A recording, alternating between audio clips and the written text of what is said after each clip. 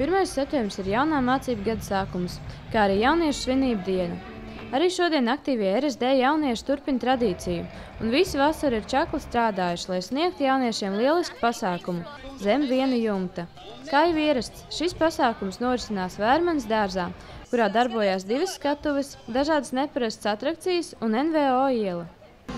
Ja runājam par mēģi, tad ir laikam jāpaskatās atpakaļ un jāatceras, ka gadus 5, 6 atpakaļ radās doma jauniešiem veidot pasākumu tieši tādu, kas varētu veidoties pēc tam vairāku gadu garumā.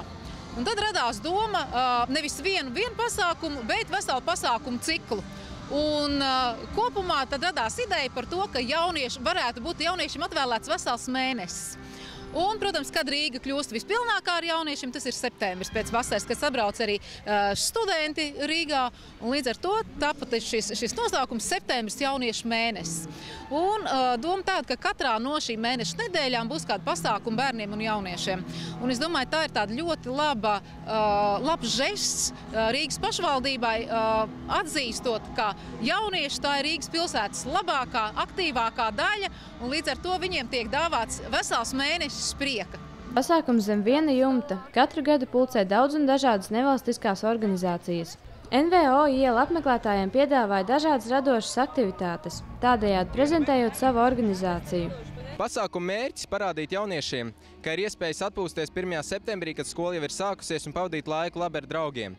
Mēs šodien piedāvājam lielo skatu, kur dziedās dažādi mākslinieki, tā skaitā Into One un Dženija Meija, kā arī ir mazā skatu, kur ir salsas paraugu demonstrējumi, hip-hop paraugu demonstrējumi, kā arī capoeira. Ir arī nevalstisko organizāciju iela.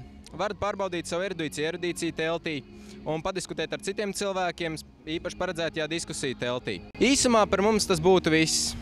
Asāku izjūtu cienītājiem organizācija Augstās virves piedāvāja šķēršļu joslu Vērmanas dārza kokos.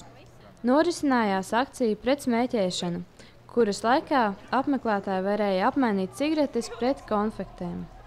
Mēs esam jauniešu organizācija Next Media Group, un šodien mēs šeit rīkojam dažādas aktivitātes, kas ir vērstas pret smēķēšanu. Un Help kampaņa vispār ir vērsta uz to, lai jaunie cilvēki nesāktu smēķēt, lai tie, kuri smēķē, atmestu smēķēšanu, un lai jaunieši apzinātos arī pasīvas smēķēšanas radītus draudus. Un mēs ceram, ka mūsu aktivitātes palīdzēs jauniem cilvēkiem saprast, ka smēķēšana ir kaitīga. Un mūsu vēstījums ir tāds, ka vai nu tu esi normāls cilvēks, vai nu tu esi smēķētājs. Un es ceru, ka tieši tā izvēle būs pareiza. Man vairāk patīk izsole pie Vērmanas dārza skatos. Jā, un šis pasākums tiešām lielisks, jo sapulcē skolēnus, cilvēkus un dombiedrus. Un es gan visu tā īpaši neredzēju, izgāju tādu mazu līku un paliku paklausīties konci, bet es saprotu, ka viss ir darīts tomēr un taisīts, kas ir šeit ar mērķi, lai informētu vairāk jau tomēr jauniešus, gan par atkritumu šķirošanu, gan par pēdām, par starptautiskām apmaiņas programmām. Šis ir tikai viens no jauniešu mēneša pasākumiem. Pēc būtības tātad jauniešu mēnesis notiek visu septembri Rīgā. Pavisam šobrīd mums ir 12 dažādas aktivitātes. Un varētu teikt tā, ka ja vēl vasaras sākumā mēs domājam, ka diez vai jauniešu mēnesis notiks, skatoties uz finansiālo situāciju, tad var teikt, ka šo jauniešu mēnesi ir izglābuši paši jaunieši. Pēc būtības jūs man aiz muguras redzat arī plakātu, un arī plakāts ir izvietots pilsētā. Un tur var redzēt, ka patiešām 1. septembris, 4. septembris, 5. septembris, 11. septembris, 12. septembris Esplanāde, kas būs ļoti liels pasākums, un vēl 17. septembris par drošību, 24. būs Rīgas skolēnu domas kopsapulce, un 28. septembrī es domāju, ka mēs veiksmīgi noslēgsim jauniešu mēnesi. Katrīna Pole, Kārlis Balodis, Aleksandrs Rusevičs, speciāli portālam e-skola.